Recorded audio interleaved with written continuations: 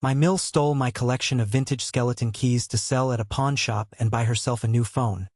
But I reported her to the cops, so now she has to buy her way out of jail. My mother-in-law is insanely entitled, and my wife's enabling of her has made our marriage very difficult at times.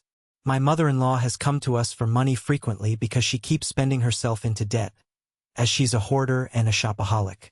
Her house is full of garbage, junk, and unopened items she never uses. The house is also rodent-infested. She has one semi-clean room in the whole house, which is the master bedroom.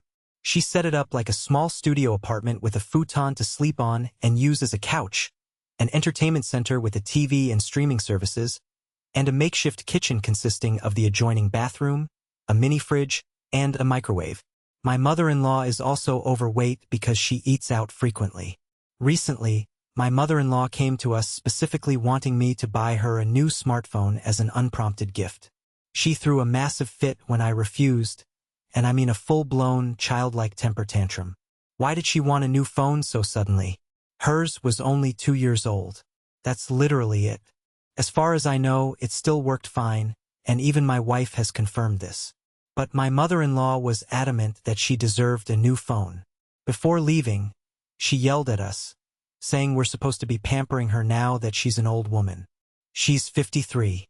My wife also didn't want to buy her mother the phone because she had given her money not long ago to ensure her bills were paid. I have quite a collection of vintage skeleton keys, and I mean good ones. For example, keys from particular hotels, large ornate sergeants, brass railroad keys, Yale Lock Company, etc. My collection as a whole should easily be worth $2,000 to $3,000. Some of those keys are extremely rare.